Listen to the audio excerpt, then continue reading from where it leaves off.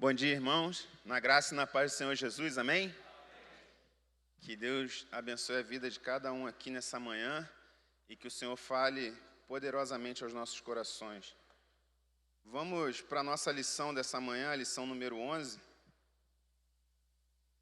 Temos muitas ausências hoje, mas entendemos que é por causa da chuva e as intempéries.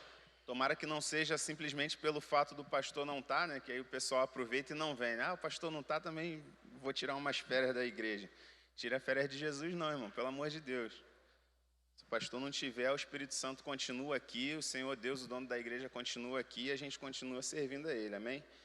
Vamos continuar orando aí pelo retorno do pastor, da convenção e de todos os irmãos que vieram de várias partes do Brasil para a convenção ali em Foz do Iguaçu, porque a convenção é nacional, e que eles possam ter um retorno em paz, abençoado para as suas casas, guardados pelo Senhor. Nossa lição dessa manhã, lição número 11, se encontra na página 68. Lição 11, página 68. E o tema da nossa lição nessa manhã são os efeitos do amor de Deus na construção do eu. O autor é o pastor José Taborda. Efeitos do amor de Deus na construção do eu. E nós vamos ver o que significa isso, né? O que são esses efeitos do amor de Deus na construção do eu? Que negócio é esse de construção do eu? O texto áureo da nossa lição se encontra no Evangelho de João, capítulo 15, verso 13.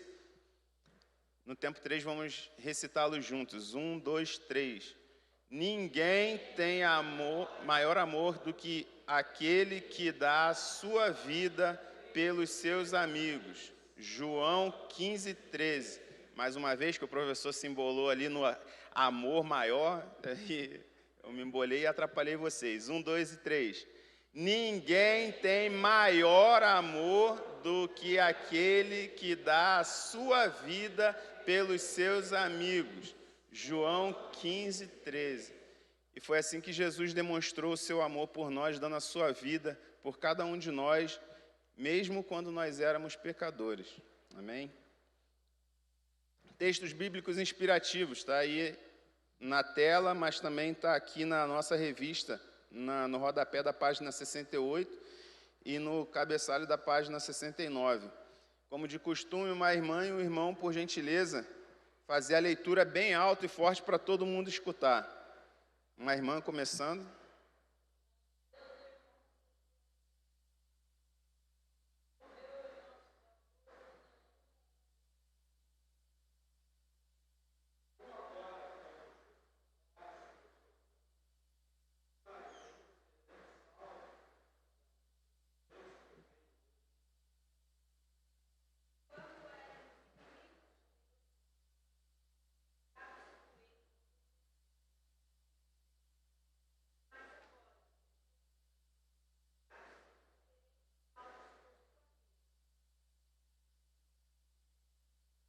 Onze.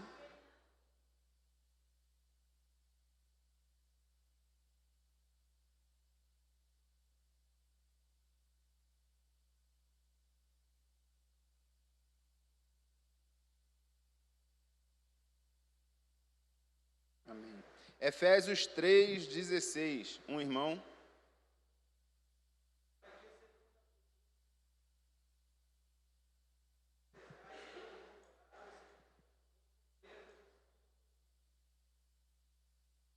Corroborados aí, irmãos, fortalecidos, tá? Para que, segundo as riquezas da sua glória, Ele nos conceda que sejamos fortalecidos com poder pelo seu Espírito, ou seja, Espírito Santo. Aonde? No homem interior. O fortalecimento que Deus nos dá é justamente no homem interior, que tudo que ocorre no nosso interior, em algum momento, ele vai extrapolar, ele vai aparecer no homem exterior. 17, uma irmã.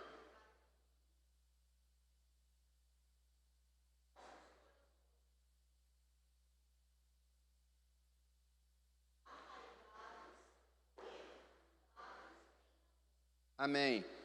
Para que Cristo habite pela fé, ou seja, é pela fé que Cristo mora nos nossos corações. Não é simplesmente porque eu nasci numa família cristã, não é simplesmente porque eu tenho uma religião tal, não é simplesmente porque eu tenho um crucifixo pendurado na parede da minha casa, ou porque eu simplesmente falo, ah, não, Deus, eu estou com Deus está comigo. Não, é pela fé que Cristo de fato habita em nosso coração, a fim de, estando arraigados, o que quer dizer arraigados? Enraizados. Arraigados vem de raiz, enraizados e fundados em amor. Enraizado no amor, ou seja, a nossa fundação, os nossos pés, a gente tem que estar fundado, a gente tem que estar enraizado, tem que estar preso no amor de Cristo. 18, um irmão. A gente tem que estar enraizado no amor, por quê? Versículo 18, pode continuar.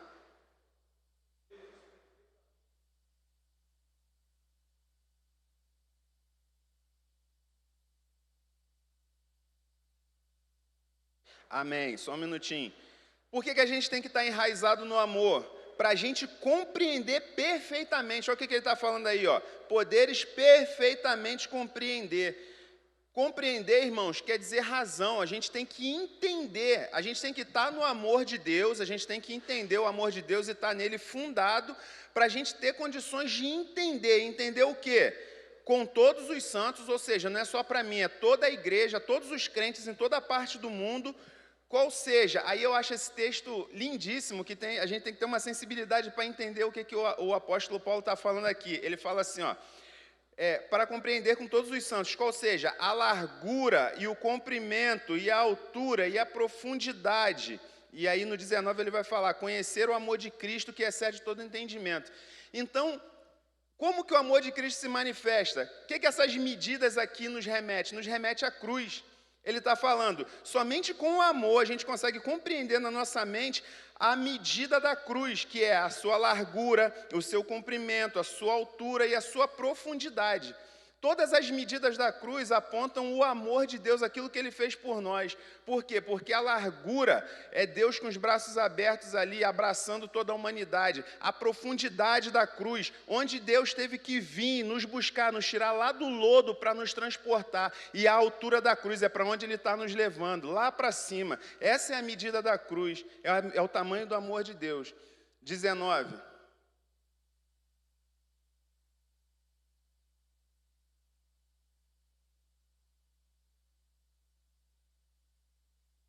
Amém. A gente só pode ser tomado da plenitude de Deus se a gente entender isso aqui com a nossa mente. Não pode ser um conceito vazio, ah, não, eu aceitei Jesus, ah, beleza, e você continua vivendo do mesmo jeito que você vivia, não. Quando você para entender a medida do amor de Deus, aí que você consegue ser cheio da plenitude de Deus. Você só vai ser cheio da plenitude de Deus se você entender quem é Deus, o que Ele fez por você, o tamanho do amor dEle, a obra de Jesus, e aí você vai ser cheio da plenitude de Deus. Aí você vai falar, ah, agora eu entendo, meu Deus, agora que eu tenho noção, agora que eu tenho consciência do que de fato Deus fez por mim. É quando a gente entende o tamanho do amor dEle. Amém, irmãos? Está tranquilo até aqui? Vamos prosseguir um pouquinho? Objetivos da lição nessa manhã. Conhecer a importância do amor de Deus para a construção do nosso eu. É isso que eu acabei de falar. A importância, o tamanho do amor de Deus para eu poder saber quem eu sou de verdade. É só quando eu vejo o amor de Deus, quando eu compreendo o amor de Deus, é que eu sei quem eu sou de verdade. Enquanto eu não entendo o amor de Deus, enquanto eu não sei quem é Deus, enquanto eu não entendo o que Ele pensa a meu respeito, eu não tenho como ter uma visão exata de quem eu sou. Você só é alguma coisa, você só tem entendimento de quem você é a partir do momento que você entende quem Ele é e como Ele te vê. Perceber que a construção do eu envolve corpo, alma e espírito, e que é preciso nascer espiritualmente para obter uma consciência completa de si mesmo. Vou destrinchar isso aqui. A construção do eu, e aí eu tenho que entender, tá, eu entendo o amor de Deus, entendo o amor dele por mim, mas eu tenho que entender também quem eu sou. E que eu sou? Eu sou um ser constituído de corpo, alma e espírito, e isso faz diferença.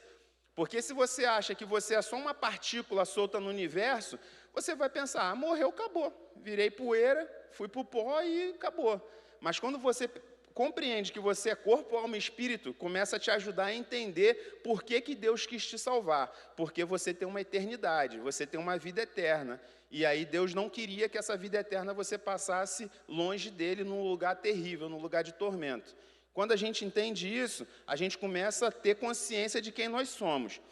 Mas esse corpo, alma e espírito, se você viver naturalmente do jeito que você nasceu lá do ventre da sua mãe, você não vai ter como compreender a essência de Deus e entender quem você é. Por quê? Porque você precisa do novo nascimento. Você precisa nascer espiritualmente, não é isso que Jesus fala para Nicodemos? Você só pode compreender as coisas do Espírito se você nascer do Espírito. Quem é nascido da carne é carne, quem é nascido do Espírito é Espírito. O homem natural discerne as coisas naturalmente. O homem espiritual discerne todas as coisas. Então você só pode entender o amor de Deus, entender quem você é, se você nascer de novo, Nicodemos, para obter uma consciência completa de si mesmo. Você nasce de novo e você passa a entender, nossa, agora eu entendo.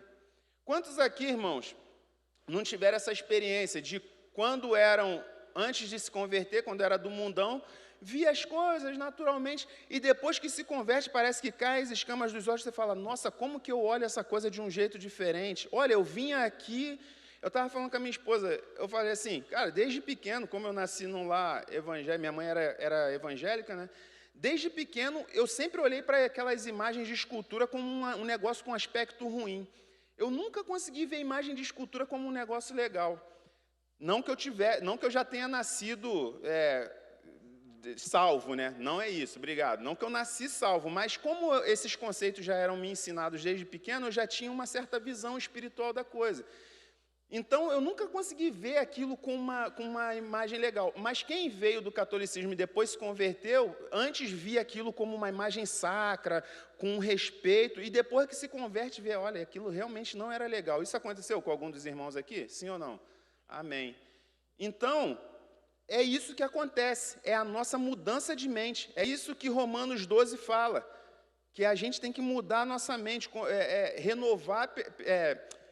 É a renovação do nosso entendimento, é ver as coisas de uma maneira diferente, mas isso, eu, por mim mesmo, pelo meu querer, eu não consigo. É só quando é gerado um novo nascimento que eu começo a ver as coisas de uma maneira diferente. Aquilo que eu fazia, que eu achava normal, hoje eu já olho, aquilo que era pecaminoso, eu olho e falo, cara, que coisa nojenta, que coisa terrível isso. Por quê? Porque houve um novo nascimento. Amém, irmãos? Está tranquilo até aqui? Está dando para entender? Então tá bom, vamos continuar. Buscar conhecer a Deus insistentemente. Por quê? Porque a revelação ela é progressiva. Você não conhece tudo de Deus no momento que você se converte, nem no momento que você se batiza. Não, você vai conhecendo. Conhecer e prosseguir em conhecer ao Senhor. E a gente tem que buscar insistentemente. Pois só assim podemos, de fato, amá-lo sobre todas as coisas e ao próximo como a nós mesmos. Só o relacionamento constante com Deus, você vai conhecendo cada dia mais a profundidade do amor dele, o tamanho do amor dele. Você começa a ter noção do tamanho do amor de Deus pela sua vida, a partir do momento que você vai se relacionando com ele. Cada dia mais você vai entendendo que Deus, de verdade, te ama. Por quê? Porque quando você se aproxima dele, você vai se conhecendo a si mesmo. Você vai vendo o tamanho do seu pecado, o tamanho do perdão de Deus, o que Ele teve que fazer para poder te perdoar, o quanto você não era merecedor do amor dEle, e aí você fala assim, cara, é só Deus mesmo para me amar, porque eu sou complicado. Quando você vai conhecendo mais de Deus, conforme você vai se santificando mais, você não vai se justificando, você não vai, igual o presbítero José Carlos pregou na quinta-feira, do fariseu que batia no peito, olha como eu sou bom, eu não sou como esses homens, não sei o que, não. O conhecimento de Deus, o relacionamento com Ele faz você se olhar e cada dia mais você fala, cara, como eu sou mais pecador, eu tenho consciência maior do meu pecado hoje do que eu tinha antes. Não porque você está praticando mais pecados, não, é porque você vai se descobrindo mais, você vai entendendo a sujeira do pecado. Você vai entendendo que você luta contra o pecado diariamente e que você precisa melhorar a cada dia. Você fala assim, nossa, eu achava que já tinha vencido isso na minha vida, já tinha vencido a avareza, já tinha vencido a arrogância, já tinha vencido esse sentimento de autocomiseração. Porque, irmãos, às vezes tem gente que parece que ela é humilde, mas, na verdade, ela tem um sentimento de autocomiseração muito grande. Então, ela se faz de coitadinha e ela acha que todo mundo tem que amá-la e entendê-la porque ela é a menor de todas. Isso é um sentimento de autocomiseração que também é pecado.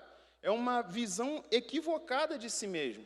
Então, o mundo não tem que nos amar porque nós somos o último verme da terra. Você tem que entender que você é igual o apóstolo Paulo, eu sou o mais pecador de todos, porque, de fato, cada um de nós tem que ter essa noção. Nós somos o mais pecador de todos e a gente não merecia. O que a gente recebeu de Deus foi pela graça, foi pelo amor dele e não pelo que eu mereço. Quem conhece esse camarada aqui?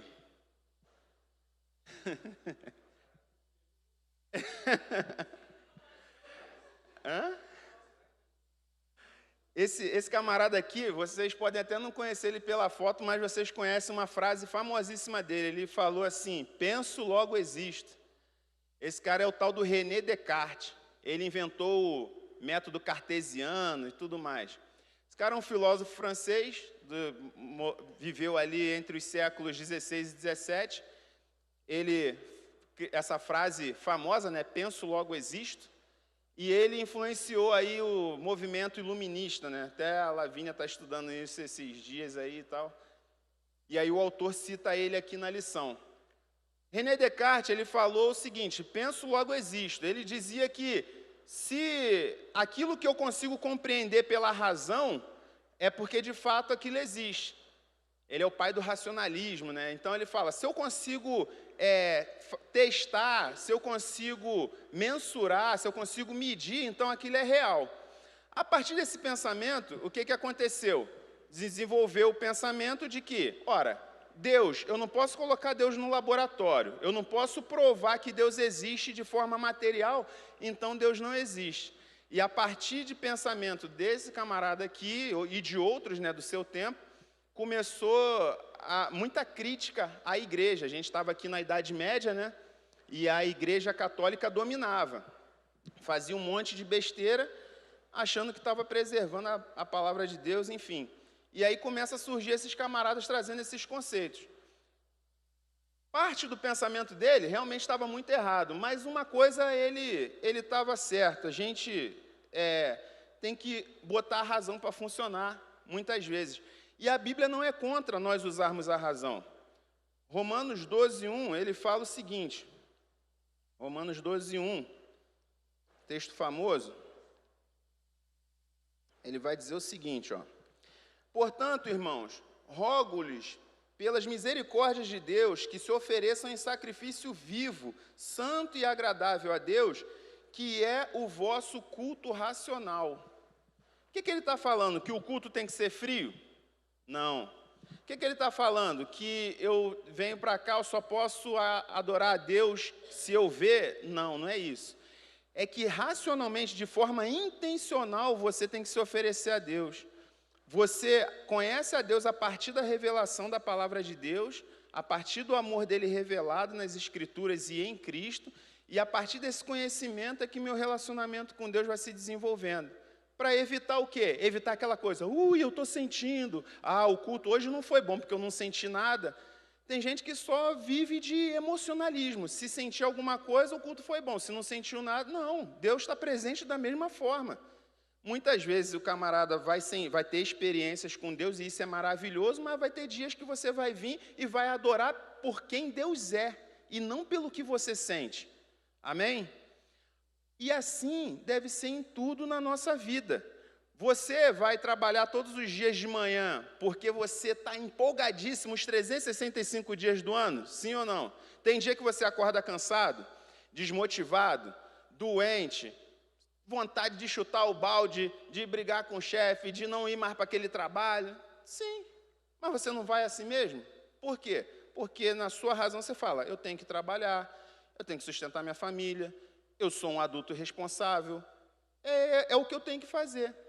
Então, com a nossa fé, muitas vezes as emoções tentam nos abalar. Hoje eu não vou não, porque o irmão não me deu a paz do Senhor. Hoje eu não vou não, porque não sei o quê. Não, você vem porque você crê em Deus. A fé, ela é algo sobrenatural, mas Deus nos deu a razão também, trabalha junto. Não é uma se sobrepondo à outra, não é só o espiritual. Se eu não ver o anjo descendo, eu não vou na igreja. Não, eu vou porque Cristo me salvou, e isso é uma coisa racional. Isso é uma coisa que passa pela minha mente. Então, não é como Descartes falou, penso, logo existo, até porque o cachorro não pensa, mas ele existe. A estrela não pensa, mas ela existe, não tem como negar. Mas tinha alguma coisa, a gente consegue tirar alguma coisa de proveitosa sobre o que esse maluco aqui falou.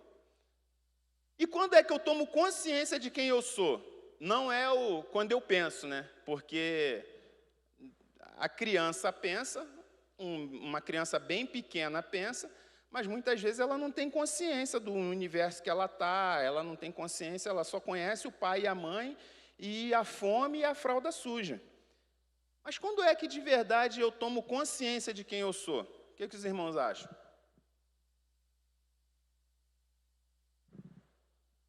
Quando que você passou a ter consciência de quem você era? Que você estava no mundo? Aquela frase lá do... Ele nem sabe que está no mundo. Quando você passou a saber que você estava no mundo? Quando que você tomou consciência? Será que é quando você fez 7 anos, que teve que ir para a escola, 6 anos? Ou quando teve que pagar a conta? Quando é que você tem consciência de quem você é? E se você tomou consciência de quem você é, então me diga, quem é você? Quem é você, Flávio? Resposta pronta não tem agora. O cara não sabe quem ele é, aí fica complicado. Quem é o senhor, pastor Israel? Eu sou servo do Senhor. É uma boa resposta. É uma boa resposta. Mariana Laim, quem é você? Sou a Mariana.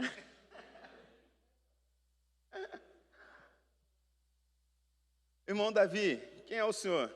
Filho de Deus, né? Excelente. Excelente.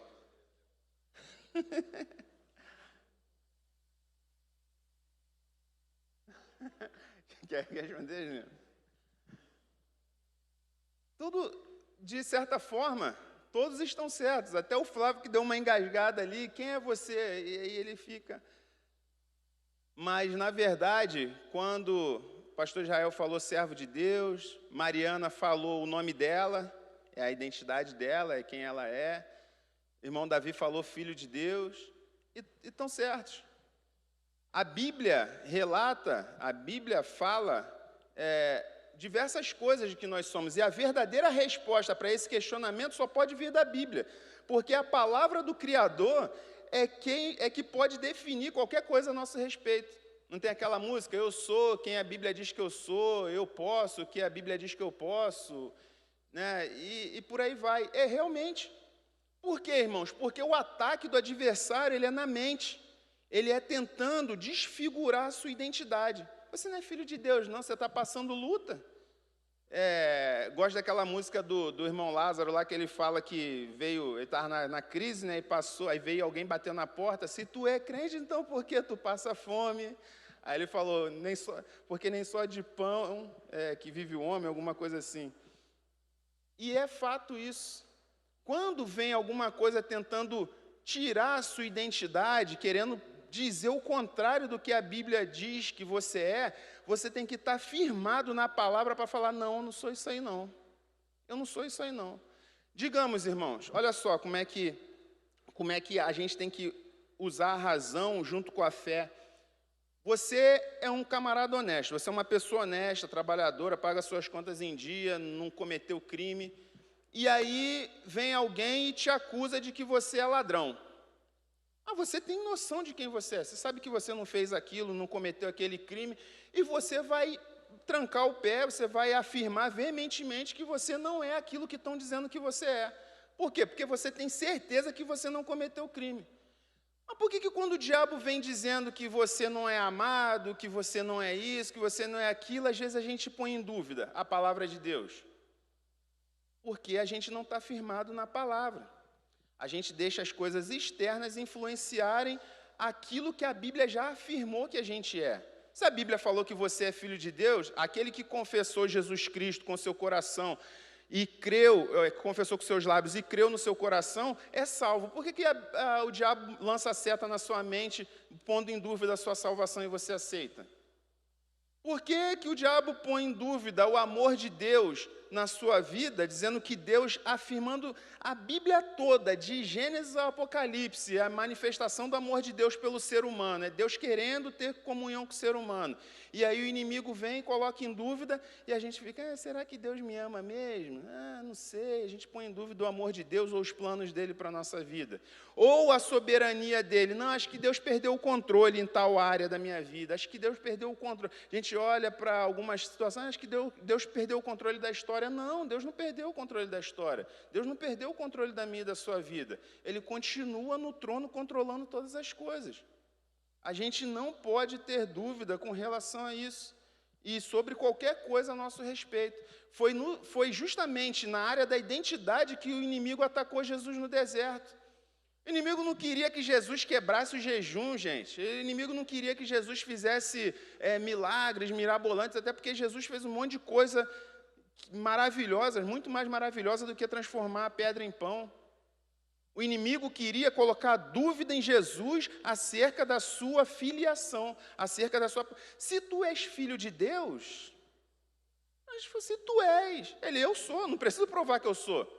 Imagina, a irmã Roseli, nas aulas passadas, ela falou assim, irmão, tu se chateia se alguém falar que você é negro, imagina um cara chegar para mim e falar assim, marido, se tu é negro de verdade, joga basquete. Eu não jogo basquete, não sei jogar basquete, mas será que eu preciso jogar basquete para provar que eu sou negro? Eu sou negro porque eu sou negro, gente, pelo amor de Deus. Não tem nada que vá fazer contrário a isso.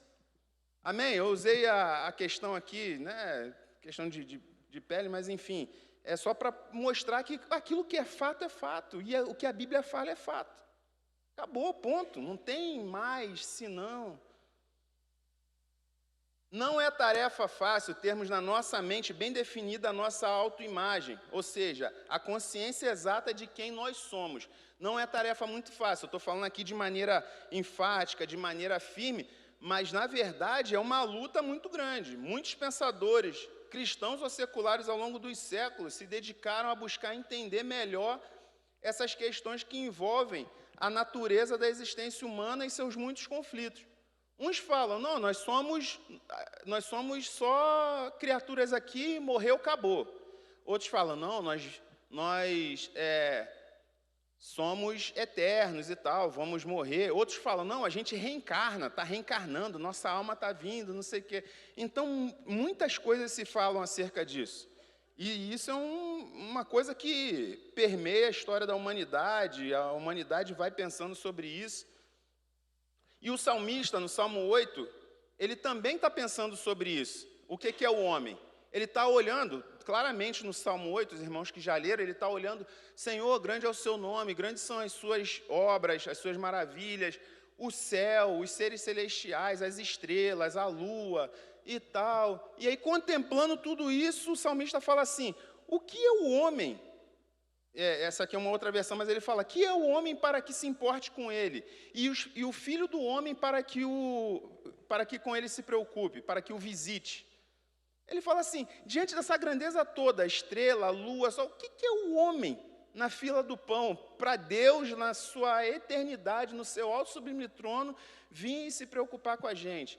Que ser é esse que foi colocado aqui, nesse planeta Terra, para Deus se preocupar, sair de lá, vir aqui, sofrer tudo o que sofreu, morrer por nós? Que ser é esse? E aí o salmista fica pensando sobre isso. Eu acho o Salmo 8 belíssimo, muito interessante, poético, inclusive. E aí a Bíblia traz algumas respostas de que ser é esse? Quem é esse homem? Que ser é esse aí? A Bíblia diz que nós fomos criados pela vontade de Deus, a sua imagem e semelhança. Foi Deus que quis criar a gente. Ele que desejou, nós não somos obras do acaso. O pecado corrompeu a todos. O pecado entrou por meio de Eva e depois passou a Adão e entrou em toda a humanidade e corrompeu a todos. Não tem um justo sequer, ninguém se salva por si mesmo, né? Não tem nenhum que tenha nascido bonzinho, a não ser Jesus Cristo, né, o Filho de Deus. E o homem sem Cristo, ele passou a ser escravo do pecado. Já nasceu escravo, já nasceu condenado. Ah, coitadinho, isso aqui. Nasceu condenado, nasceu perdido. Sem Cristo, está perdido. E depois do pecado, além de ser escravo do pecado, o homem se tornou inimigo de Deus, porque perdeu a comunhão com ele, passou a ser inimigo de Deus. Filho da ira e condenado à morte eterna. É isso que a Bíblia diz sobre o homem. É isso que nós somos, que nós éramos, né? Antes de Cristo. Fomos criados pela vontade de Deus, imagem e semelhança dele, o pecado corrompeu isso, o homem sem Cristo é escravo do pecado, e aí ele passa a ser inimigo de Deus. O homem sem Cristo, ele odeia tudo que tem relação com Deus. Tudo que é de Deus, o homem sem Cristo odeia. Ele naturalmente não gosta. Você pode ver, você fala da lei de Deus hoje no mundo, você fala em casamento. Naturalmente, o cara até finge que gosta, finge que concorda, mas no fundo, ele não está disposto a viver um casamento monogâmico para a vida toda. No mundo fala assim, não, a gente casa, até casa, mas se não der certo, separa. Não é assim que Deus estabeleceu. Aí quando você fala para ele, não, o casamento é para a vida toda. Não é bem assim, não sei o quê. Então o homem natural, ele não gosta das coisas de Deus. Ele é filho da ira e condenado à morte eterna. Irmãos, se a Bíblia parasse por ali, se o relato bíblico parasse por ali, certamente não haveria solução para os problemas, para os males da alma que a humanidade tem enfrentado. A partir do pecado, o que passou a acontecer no ser humano? Insatisfação constante, o homem nunca está satisfeito, insegurança, medo, né?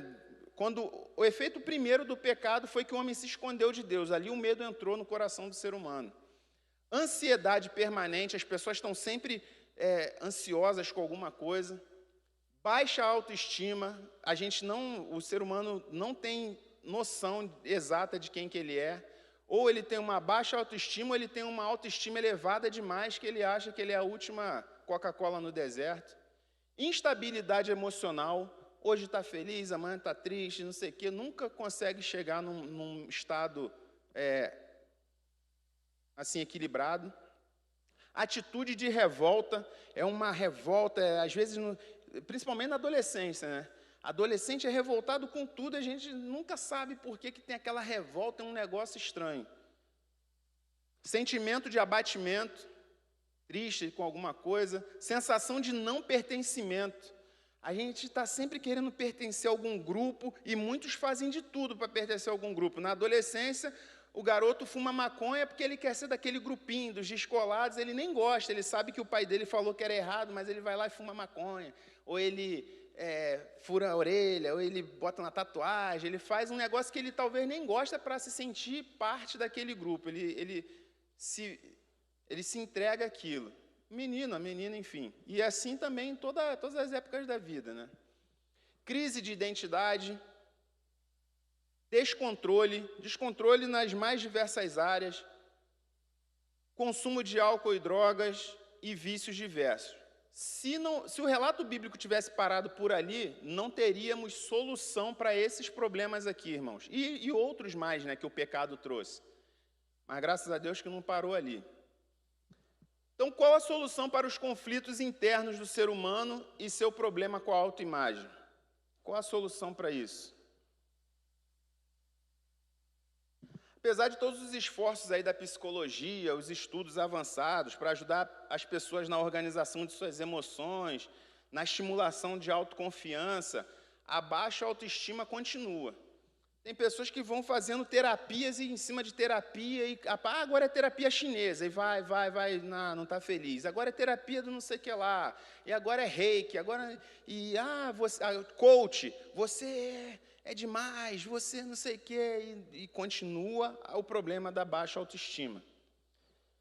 Se cremos verdadeiramente que a Bíblia é a palavra de Deus, então podemos buscar nela a solução para os mais diversos desafios da nossa vida. A Bíblia tem resposta para o casamento, a Bíblia tem resposta para a criação de filho, administração financeira, relacionamento interpessoal e também para o nosso problema interno, problema da alma. A gente respeita, entende e agradece todos os esforços da ciência, da psicologia, para tentar fazer com que o ser humano chegue num equilíbrio emocional. Mas, como toda e qualquer coisa do homem, a psicologia é limitada. E onde a psicologia para, onde a psicologia fica, onde a psicologia não alcança, a Bíblia vai além, porque ela é a palavra de Deus, ela é a revelação do próprio Deus, e ela é o manual do fabricante para as nossas vidas. Se porventura tem alguém aqui nessa manhã, nesse lugar, ou que está assistindo pela internet, que faz terapia, faz tratamento, isso aqui não é de maneira nenhuma uma propaganda contra a psicologia, nada para você largar, nada disso, tratamento, nada disso. Mas o que eu estou falando é o seguinte, a Bíblia é superior a todas essas coisas. A gente não pode depositar nossa confiança na ciência, na psicologia, para resolver os problemas da nossa alma.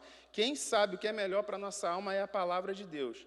A psicologia pode ser até um apoio importante, bacana, mas que ela tem suas limitações também. A Bíblia não tem limitação. É na Bíblia que vemos todas as respostas que estão em Deus por meio do seu Filho. Vemos que todas as respostas estão em Deus por meio de Jesus Cristo. Toda a resposta que precisamos está na palavra de Deus, na pessoa de Jesus Cristo. Se nós seguirmos o modelo de Jesus Cristo, é impossível nós não termos uma vida plena. Se nós olharmos para Jesus e tentarmos seguir os seus passos com fidelidade, com certeza, com fé, é impossível nós não termos uma vida plena. Então, irmão Amarildo, o que você está dizendo é que se eu seguir Jesus, se eu seguir seus passos, se eu andar, caminhar conforme Jesus, eu vou ter tudo o que eu quero na minha vida? Não, porque seu coração é enganoso. Seu coração pode estar desejando alguma coisa que não é bom para você. O que Deus vai te dar, se você andar com Cristo, Ele vai te dar aquilo que é necessário para você. E o que é necessário para você é não necessariamente aquilo que você quer, porque você pode estar querendo uma coisa que não é boa para a sua vida. E isso é difícil a gente entender isso. A gente é criança birrenta. O pecado desfigurou a imagem de Deus em nós, deixando um vazio na alma do homem. Claro, a gente perdeu a comunhão com Deus, ficou o vazio que era ocupado por Deus. E aí o que o homem faz? O homem vai buscando subterfúgios para isso. Olha o Salmo 42, vamos abrir ali no Salmo 42, irmãos. Salmo 42. São 11 versículos só. Quem abrir aí, levanta a mão e fica com a mão levantada, que o irmão Flávio vai alcançar o microfone aí para você ler, para a gente. Salmo 42. Aí, irmã.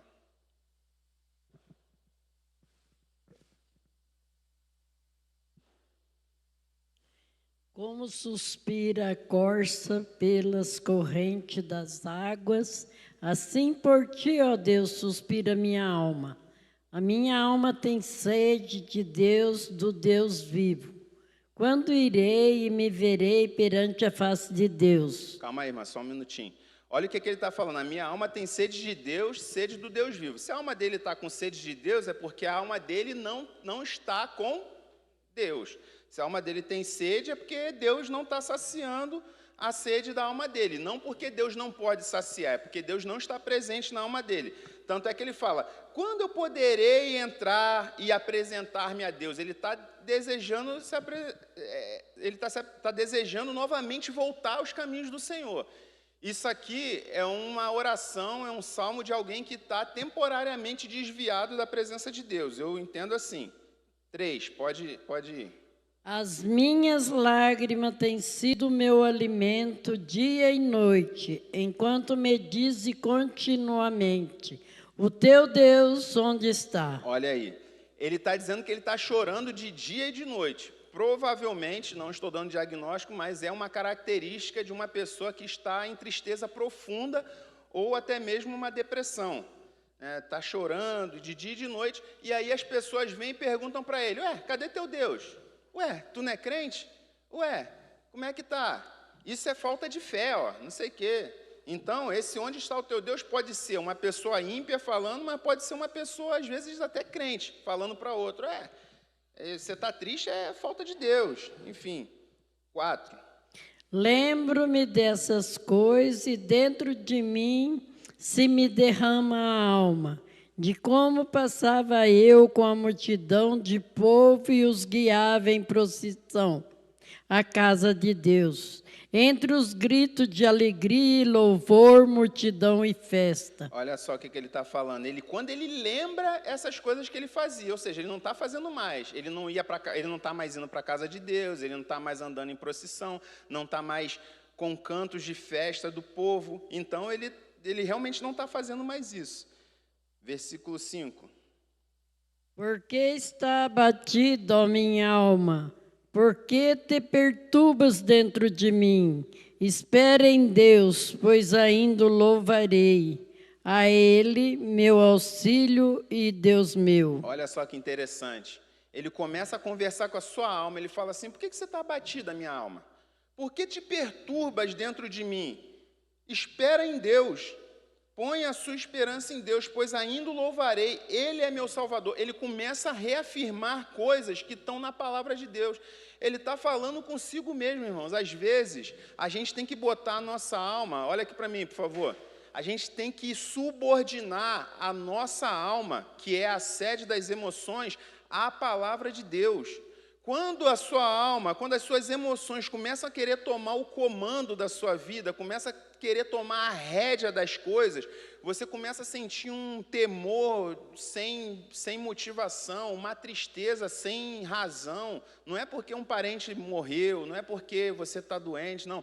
Mas você começa a sentir algo que não tem de onde. Você fala: meu Deus, mas por que eu estou assim, não sei o que lá. Fala para a sua alma. Fala para as suas emoções: olha só, quem comanda aqui é Deus, eu espero nele, não é você que vai dominar as minhas ações, porque a alma, ela começa a querer tomar a rédea. As emoções, influenciadas pelo externo, ela começa a querer tomar a rédea da sua vida, das suas emoções. E aí as suas atitudes vão ser motivadas não mais pela palavra, mas vão ser motivadas pelo que você está sentindo. Aí você começa a sentir uma angústia, aí tem gente, cada um vai para um lugar. Tem um que começa a comer, aí começa a comer, aí começa a trazer problema para a saúde. Outros vão comprar com dinheiro que não tem, aí compra para tentar satisfazer. Por quê? Porque as emoções estão dominando as suas ações. Mas fala para as suas emoções: opa, calma aí, se coloca no teu lugar. Trata a sua alma igual um cachorro adestrado. Senta ali no canto. Espera aí, é Deus que comanda aqui. E aí você vai afirmando: Ele é meu Salvador, o Senhor é quem dirige a minha vida, Ele é meu Senhor. E aí as emoções, elas vão tomando o seu devido lugar na sua vida. Se você deixar as emoções tomarem a rédea, cada vez vai ser pior. Você vai ser escravo das emoções. 6. Sinto abatida dentro de mim a minha alma. Lembro-me, portanto, de ti nas terras do Jordão, e no monte Hermon, e no outeiro de Mizar. Pode continuar, irmã. Um abismo chama outro abismo, a fragor das tuas catatupas. Todas as tuas ondas e vagas passaram sobre mim. 8. Pode continuar.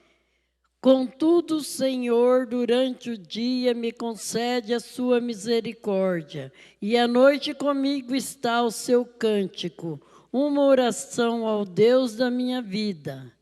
Digo a Deus, minha rocha, porque te ouvidaste de mim, porque ouvidaste de mim, porque hei de andar eu lamentando sobre a opressão dos meus inimigos. Ele fala assim: Senhor, por que você se esqueceu de mim? Olha só, as emoções querendo tomar. Por que se esqueceu de mim? Por que eu tenho que sair vagueando, pranteando pela opressão dos meus inimigos?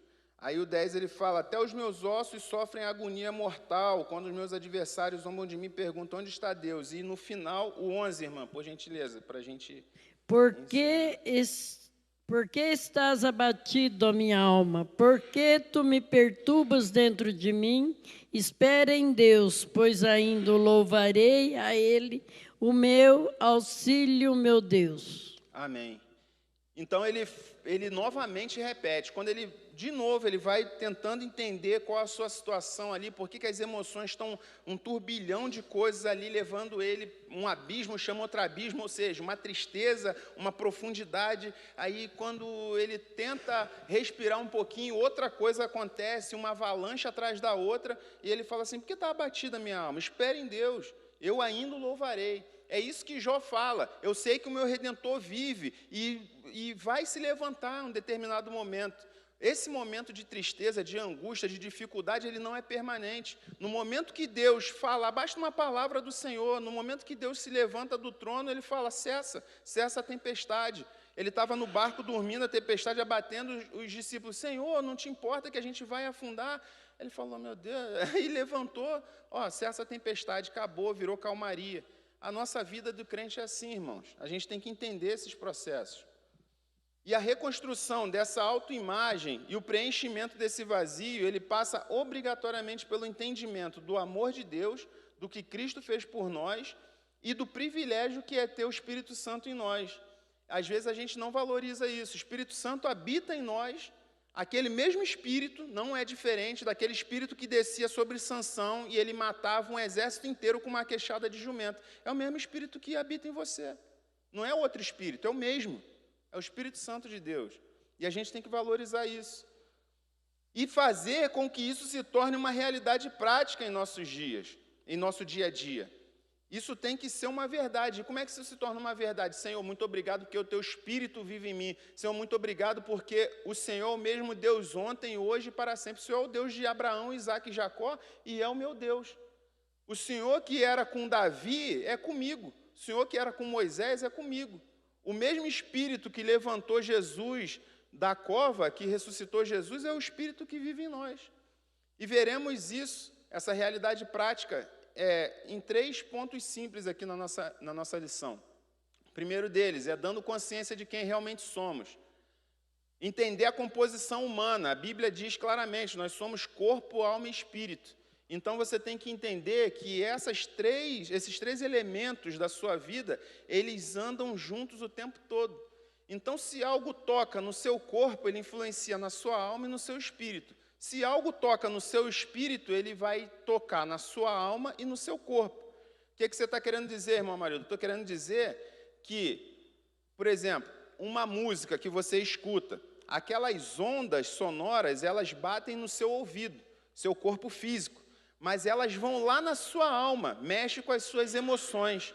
Dependendo da letra daquela música que ela estiver falando, ela vai influenciar as suas emoções.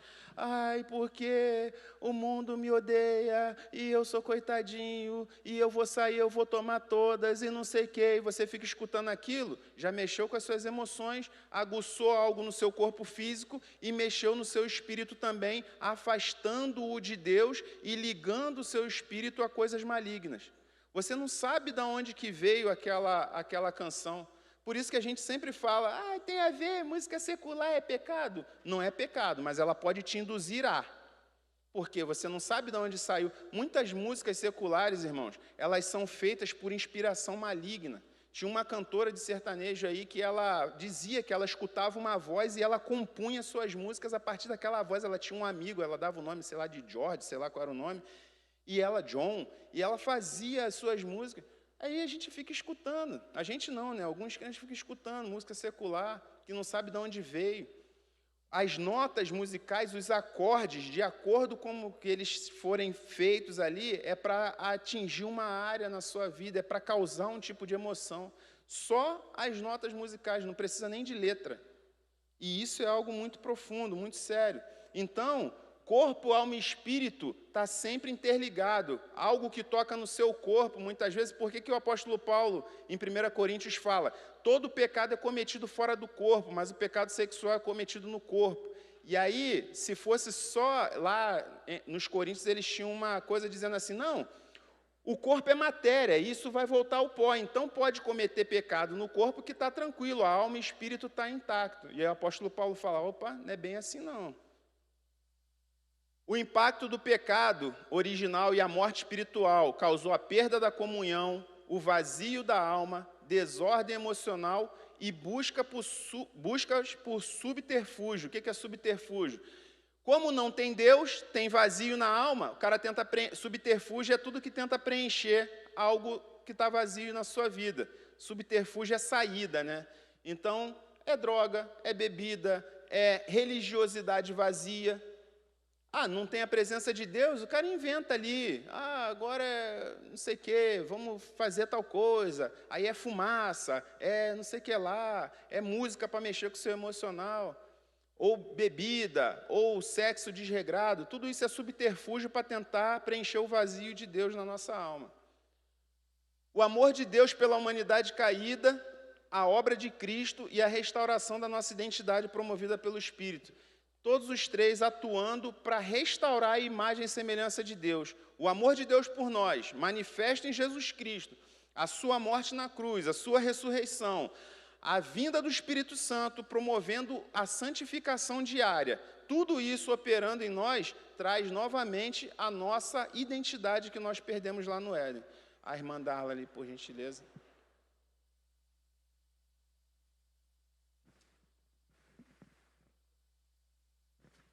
Paz, bom dia, irmãos. Antes foi falado sobre o tema ali de quem tem Cristo, quem é conhecedor da palavra, né, não precisa buscar tratamento psicológico. Foi isso que eu falei, não, irmão. Pode continuar. Mas a pessoa que tem conhecimento bíblico, ela não é tão necessário, né? Mas nem todos os casos. Por exemplo, o subterfúgio ali, né? Quarta-feira, estava conversando com o pastor Eliezer, dentro da nossa igreja, nós só temos 2 casos de dependente química, eu e mais uma irmã, tá? Só somos em 2 pessoas. Então, existem muitos aqui dentro que são tradicionalistas, né, que já nasceram em berço evangélico, que já conhecem a palavra em Cristo. Então, é bem diferente de quem não conhecia a palavra. Eu precisei passar por 26 tratamentos, eu preciso até hoje passar por psicólogo, psiquiatra. Quinta-feira e sexta, eu tive que ir no pronto-socorro. A irmã Josi viu meu estado na quarta-feira, de euforia, onde eu estava extremamente agitada.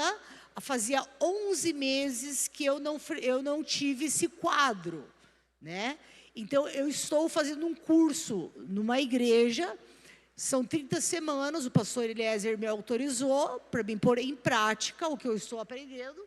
Lá, sim, tem bastante dependentes químicos, onde falam a mesma língua que eu, onde eles buscaram Jesus Cristo da Bíblia e que foi resultados de orações, resultados de ter passado por tratamento clínico, casa de recuperação, e que fazem tratamento psicológico até hoje, né? Da mesma forma, pessoas que têm câncer, que também fazem tratamento, né?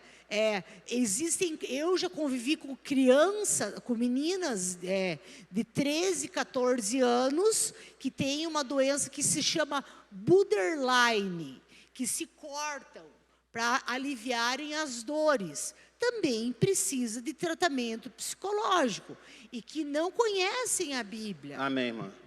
Irmãos, quem aqui entendeu que eu falei que não precisa de médico ou de tratamento se você conhecer a palavra? A senhora também entendeu isso, irmã? Então, me perdoe porque pode ser que eu não tenha sido claro. Eu não... Eu não quis dizer que não é importante, porque senão a gente iria abolir a medicina. Eu falei que onde ela para, a Bíblia vai além. A palavra de Deus diz, irmã, que se o Filho do Homem vos libertar, verdadeiramente sereis livre. A senhora, eu creio na sua libertação porque Jesus te libertou.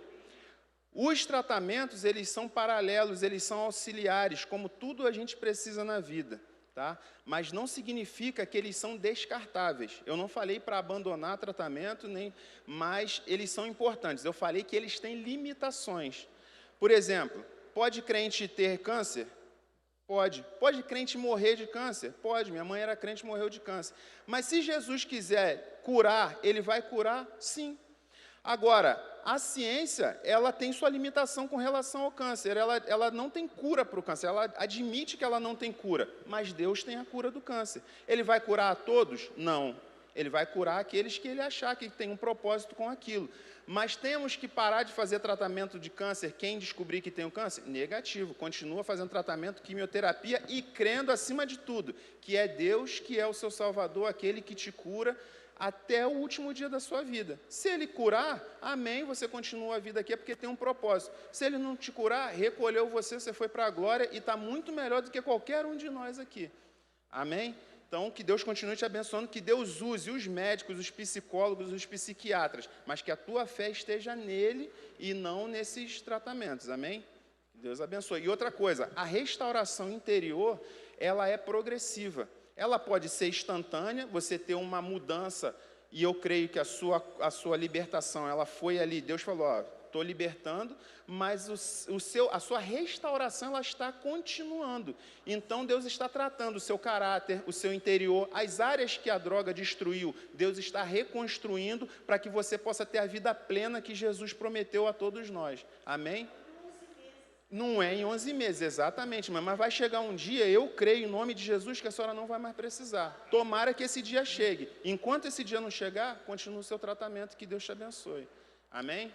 Amém. Eu quero só dizer que a instituição dos médicos foi Deus que deixou. Com certeza. E só eu concordo com tudo que você falou aí, tá?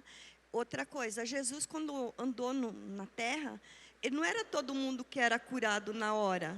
Tinha uns que era curado na hora e tem outros que eram curados depois. Aqueles 10 leprosos, né? Vai lá e se apresenta para o sacerdote. Eles foram caminhando, né? O do tanque lá de Betzel, tinha muitos ali que era para ser curado, mas só um foi curado.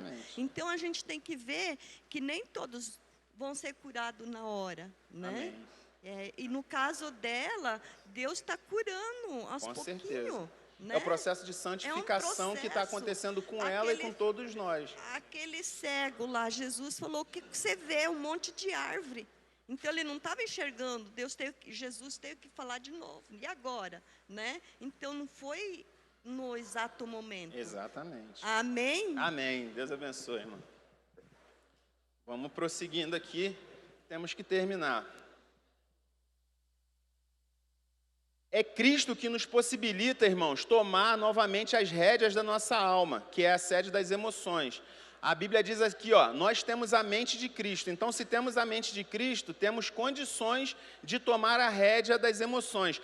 Só que a alma não vai deixar fácil assim, não. Ela não vai querer abandonar, largar a mão fácil, não. Ela vai continuar querendo tomar a direção da sua vida. É uma luta diária.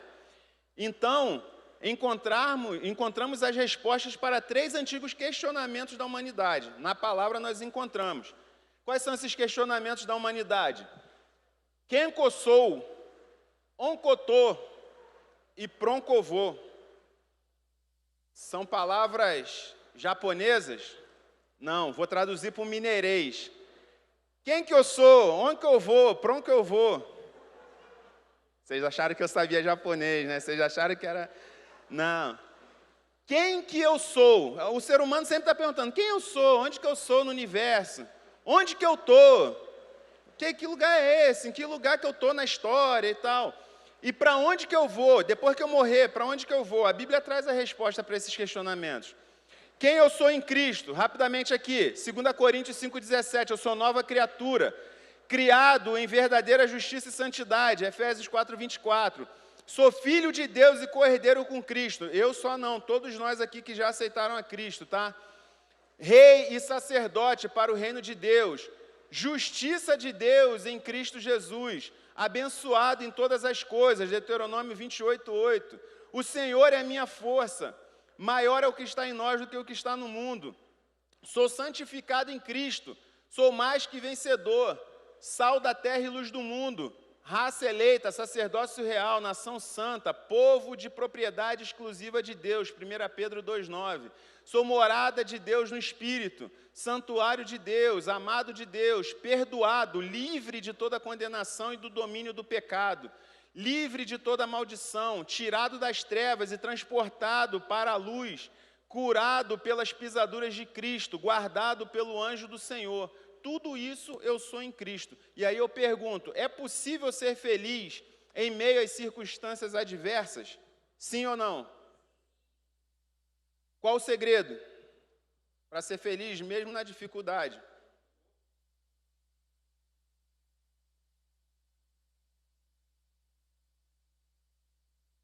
Leva lá. Lê para a gente, irmã, por gentileza. Pode. O mesmo Deus da paz vos santifique em tudo, e o vosso espírito, alma e corpo sejam conservados, íntegros e irrepreensíveis na vinda do vosso Senhor Jesus Cristo. E ainda vamos no 24. Fiel é o que vos chama, ao qual também o fará. Fiel é o que fala isso, é o que vos chama, e ele também vai fazer, porque ele é poderoso para fazer. Para restaurar nossa autoimagem. O agravamento do problema da autoimagem. Já tínhamos o problema do pecado, mas aí a gente chega na pós-modernidade. A vida perfeita nas redes sociais. Todo mundo viaja, menos eu. Todo mundo é feliz na rede social, menos eu. E a sua autoimagem vai indo lá só para baixo. A ditadura da beleza. Você tem que estar em alta, tem que estar isso e aquilo. Consumismo exagerado. Poxa, eu tenho que comprar, eu tenho que ter. Não é possível que eu não tenha a última televisão 75 polegadas, 8K, ou o carro tal. O ativismo, excesso de trabalho, eu tenho que trabalhar 24 horas para poder ter aquilo. Então, isso vai destruindo a autoimagem. Conscientes do que Deus pensa e quer para nós, ainda assim é possível ter uma autoimagem negativa. Depois de tudo aquilo que eu mostrei ali, aquela série de textos bíblicos, é possível ter uma autoimagem negativa? Não deveria, mas é possível. Por quê? Porque a gente está construindo a nossa autoimagem a partir do que o mundo diz a nosso respeito e não do que Deus diz. Você pensa sobre você o que o mundo está falando, que você não tem, que você não é, e não sobre o que Deus diz que você é. Por isso que gera o conflito. Buscando o equilíbrio entre reconhecermos que não temos valor em nós mesmos, a gente tem que saber isso, que nós não somos bonzinhos, não temos valor em nós mesmos, mas, ao mesmo tempo, o valor que Deus nos confere, o valor que Deus atribui a nós por meio do sangue de Cristo. A gente tem que achar o equilíbrio disso daí. Eu não tenho valor em mim mesmo, mas, ao mesmo tempo, Deus me valoriza porque Cristo morreu por mim. Nós fomos comprados por alto preço, diz a palavra de Deus. Pessoas com problemas de autoestima em excesso ou em falta, têm condições de amar a Deus? Eu digo a vocês que não, porque o cara que tem autoestima em excesso, ele vai falar, não preciso de Deus, ou no muito ele vai falar, não, Deus faz tudo por mim, eu sou isso, eu sou aquilo, eu consigo porque eu sou fera. Como posso amar a Deus, mas não confiar que Ele está no controle de todas as coisas? Quem tem baixa autoestima acha que Deus perdeu o controle de todas as coisas. Quem tem autoestima elevada demais, ele fala, não, nessa área aqui Deus não precisa mexer não, porque eu sei, meu trabalho, eu consigo ser promovido, eu sou bom nessa área, então Deus não precisa fazer nada não.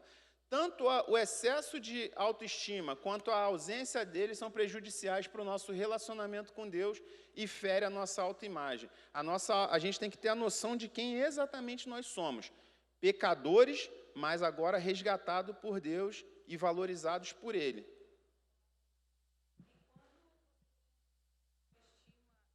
Em relação a Deus, assim, igual a gente já teve caso de pessoas que a gente conhece que se sentem, verbalizou, né, que se sente a filha predileta de Deus.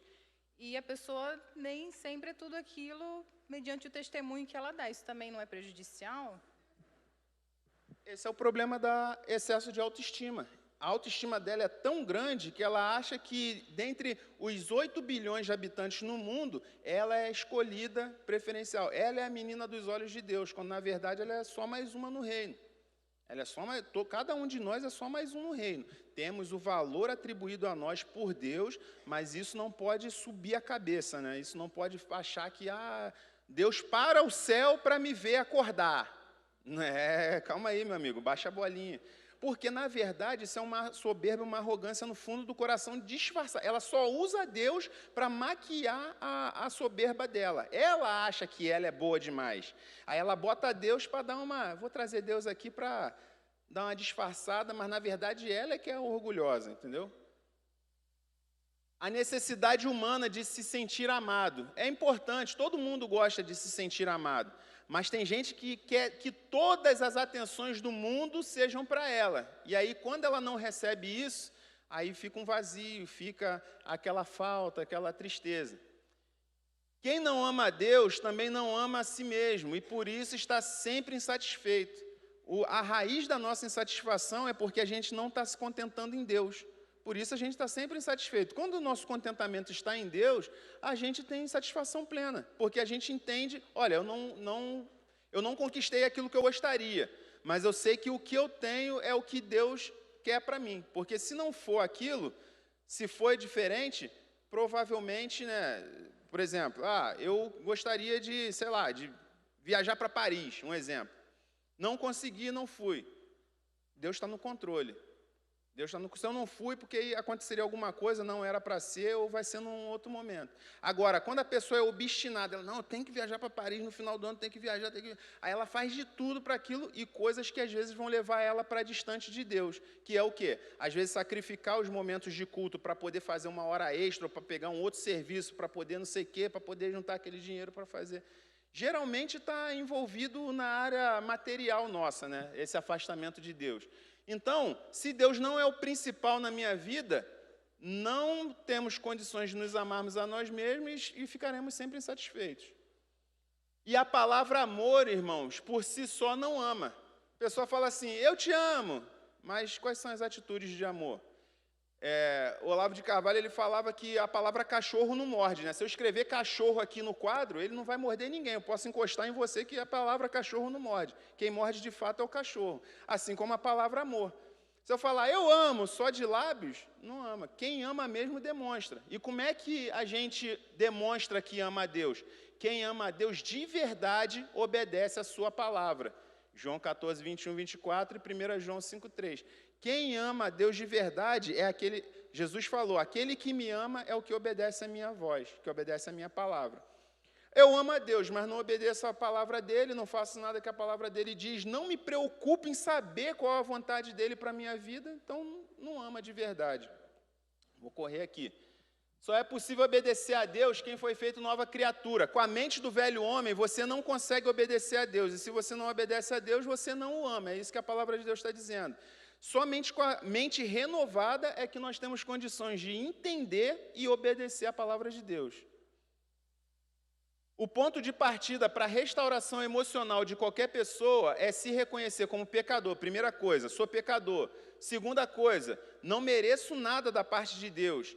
Me arrependo dos meus pecados, e aí eu recebo a graça de Deus, que é o favor imerecido. É só quando você reconhece que não merecia, que aí você recebe. O que encobre as suas transgressões nunca prosperará, mas o que as confessa e deixa alcançará misericórdia. É isso que o Provérbios 28, 13 diz. O que tenta encobrir, não, eu não sou tão ruim assim não, eu até sou bonzinho, eu até faço caridade, não sei o quê. Você nunca vai receber o perdão de Deus se você tentar encobrir isso. Agora, quando você reconhece diante de Deus, sou pecador e tal, aí você recebe a misericórdia de Deus. Pecados guardados e não confessados são portas escancaradas para o diabo agir, não apenas nas mentes, mas em várias áreas da vida das pessoas. Pecado guardado é uma portinha para o diabo entrar na sua vida. Ele não vai agir só naquela área do pecado, não. Ele vai agir em todas as áreas da sua vida. Familiar, financeira, saúde, vai destruindo tudo. Somente em Cristo temos plena paz e gozo no Espírito. Eu vos dou a minha paz. Não as dou como dá o mundo, mas eu dou a minha paz. É isso que Jesus promete. A paz dele é perfeita. Você entende de verdade que a causa dos problemas emocionais, da falta de amor próprio e das ansiedades é o pecado? Não o seu pecado, irmão. Aqui, então quer dizer que eu estou em pecado. Não, o pecado original, o pecado que nos separou de Deus. Essa é a causa original de todos os problemas emocionais. É preciso entender que o perdão de pecados produz liberdade emocional, paz interior e a verdadeira autoconfiança. Por que eu falei aqui? Precisa entender que o perdão dos pecados. Porque tem gente que já está vindo para a igreja, já confessou Jesus, mas ela não se apropriou do perdão de Deus verdadeiramente. Ela ainda acha que, não, eu ainda tenho alguma coisa que Deus precisa perdoar. Não, Ele já te perdoou na cruz. O que Deus vai fazendo no dia a dia é a santificação. Ele vai trabalhando a santificação. Mas você já é perdoado por Deus. E para concluir, com o horário bem estourado aí, a desorganização emocional do homem está intimamente ligada ao problema da perda de relacionamento com Deus. O homem ficou desorganizado emocionalmente a partir do momento que ele perdeu o relacionamento com Deus. A árvore brota da terra. Se tirar ela da terra, ela morre. Quando Deus criou os peixes, Ele criou no mar, nos rios. E aí, se tirar o peixe de lá, ele morre. Assim é o homem. Ele foi criado por Deus, pela vontade de Deus. Então, quando a gente perde a comunhão com Deus, a gente morre eternamente. Mas em Cristo fomos reconciliados e chamados para levarmos outras pessoas à reconciliação também. 2 Coríntios 5,18 diz que Ele nos confiou o ministério da reconciliação. Então, eu e você já fomos reconciliados com Deus e podemos anunciar às outras pessoas que elas também podem ser reconciliadas com Deus. Amém? Que Deus abençoe a todos.